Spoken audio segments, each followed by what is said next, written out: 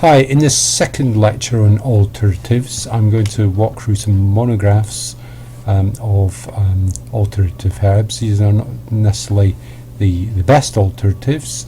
There are loads of alternatives, but these are ones that you might not have come across before. So there's juglans species, both the American butternut and European walnut, Iris versicolor or blue flag, Viola tricolor, heartsease, Materia officinalis, fumitory, and Menanthes trifoliata, bog bean.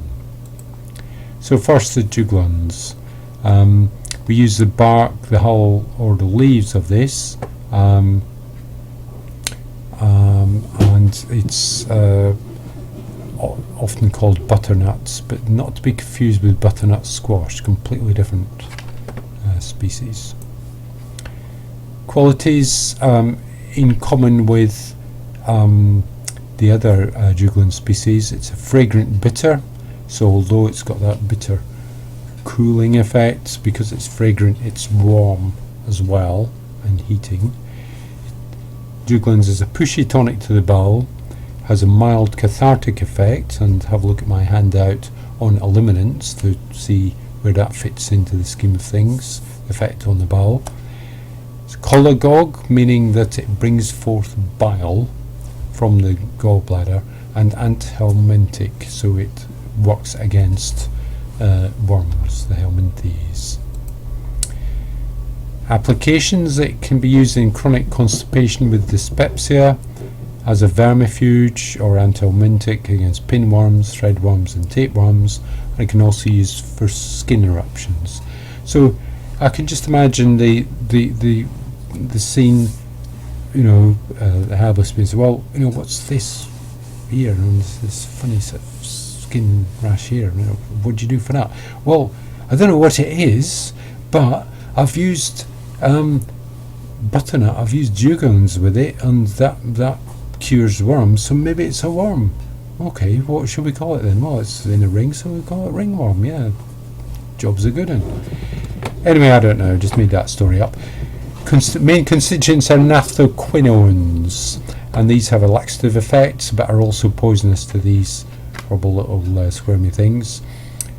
Appreciable amounts of tannin, but also volatile oil and fixed oil, so it's quite a nutrients-rich remedy, especially if you actually eat the nuts. And the volatile oil gives it that fragrance, that sort of stimulating effect.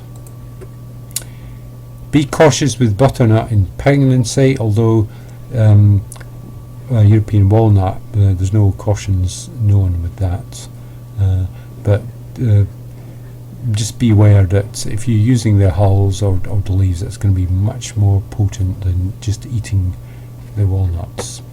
So accordingly, no more than 3 meals in a single dose, so that works out, multiplies up to about 60 meals a week as a top dose, but start small with your dosage and watch what's happening with your patient. So for Europeans, maybe it makes more sense to actually use European herbs. So instead of using butternut, juglans cineraria, we use juglans regia or juglans nigra, which are European walnut species. Iris versicolor, blue flag. Now I don't know why it's called blue flag, because as you can see the flowers are really, the flag-like flowers are really more purple than blue, but they probably vary. What we use is the rhizome. Qualities: in common with a lot of monocots, it's cool, comes under the moon, very fleshy, but iris is also quite dry and bitter, especially when you're talking about the root. Slightly sweet tasting, but quite pungent. And the main effects are cleansing, decongesting and stimulating. So quite a pokey herb. Principal actions: depurative, so blood cleansing, lymphatic, alterative, and has diuretic properties. So all these combine to alleviate skin problems, acne, eczema, herpes problems, psoriasis, and it relieves itchiness, pruritus. Also applied to rheumatoid arthritis and toxic sciatica.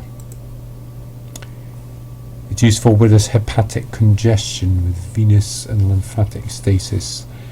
Again, it brings forth bile. It's a cholagogue. It can be used in hepatitis, jaundice, and pruritus arising from liver congestion. Iris versicolor is also a pancreatic agent, so bear that in mind with blood sugar and so on. It's a digestive remedy. It has application in indigestion, digestive insufficiency, and wind, flatus. Laxative for use in constipation, and it's also antiemetic, preventing vomiting. So it kind of shares this with some other monocots, for example, sweet flag, Acorus calamus, ginger, Zingibera officinale, and Alpinia officinarum or galangal. All of these are monocots which have that antiemetic side to them, so they're quite sort of fragrant plants. Iris is also an adrenal agent and active on the thyroid, so it's indicated where there's an underactive thyroid, and if you compare it with horseradish, this really makes sense, because where horseradish is contraindicated in underactive thyroid, Iris would be quite good there, because it's got that kind of sort of fragrant bit. It's got a heating element, but it's also decongesting, so it will sort of get all that sort of stuck stuff moving and really make a difference. Dosage: 2 mils tops for a single dose. That would work out about 40 mils a week. So it's got tannins and resins in, but appreciable amounts of salicylic acid, so anti-inflammatory, and the volatile oil gives it that pungent effect. Viola tricolor, heartsease or wild pansy. Moist, temperate in nature, sweet and pungent in taste. It's in common with quite a few of the alterative remedies. It comes under Saturn in the old books. So the Saturnine plants are especially applicable to skin conditions and problems with the joints. We use the leaves and the flowers of Viola trick. And principal actions: it's an alterative for chronic skin disorders like eczema, acne, and urticaria. But it's also anti-inflammatory to the urinary tract and to the respiratory tract, and is also antibacterial and antifungal for both of those body systems. In addition, it's expectorant and demulcent, so it's got application in bronchitis, asthma, and pertussis, where there's maybe congestion of mucus and spasm going on. So if we reduce that spasm and liquefy the secretions so that you get the stuff coughed up. While it has a reputation specifically for capillary fragility and hemorrhage, for sort of improving those situations. And this is reflected in the constituents. The rutin and flavonoids are both nutritive constituents for the vessel walls, keeping them nice and smooth and mopping up any oxidation. The saponins in viola gives it that Beckic expectorant effect, sort of irritating to keep the cough going. Bitter principle gives you the purgative effect, I suppose. Salicylates are anti-inflammatory again, and the mucilage will soothe. It will have a demulcent effect. And dosage, you can go as high as you like, really. Very benign herb. Fumitoriae, Fumaria officinalis, is maybe one to handle a bit more carefully. It's also saturnine, but it's much colder and drier than Viola Trick. Has quite an acrid taste, and we use the whole plant in flower. It's called Fumisteria because you can't kind of see it from this photograph, it's quite close up, but if you see it from a distance it looks as if the earth is smoking. Fumisteria looks like smoke just coming out of the earth, and it will suddenly crop up where you weren't expecting it, maybe in a lawn or something, and it wasn't there last year or the year before, going back maybe 7 years, and suddenly there it is. So pick it when you see it, because you might not see it again.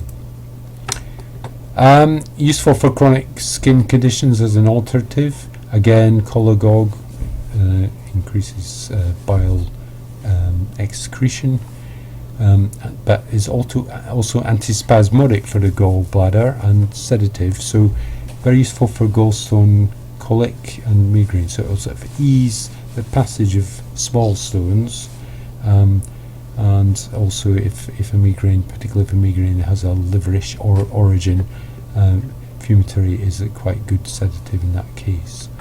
It is also laxative and diuretic, so opening up lots of eliminative channels there. Dosage fairly unremarkable, but traditionally it's only used for 15 days at a time. Some books say that if you use it any longer it starts to be narcotic and making people pretty spaced out. Special features is that it balances bile flow, and you find that in traditional humoral medicine it's used in a lot of formulae for ripening and purging melancholy in particular, and this ties in with the saturnine attribution.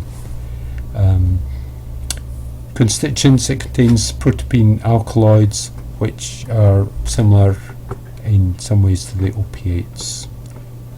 Contains a bitter principle and also a resin, which probably accounts for the acrid nature. Finally, Mignathys trifoliata, bog bean or buck bean. It grows in bogs. It's actually a kind of water plant. It is rooted in the base of the bog. Very bitter, mercurial attribution to mercury. We'll develop that later on when we come to the applications, and we use these leaflets. So although it's got these 3 leaves, it's not related to clover at all. It's a completely different kind of species. It's in a kind of family on its own, the Mignathisiae.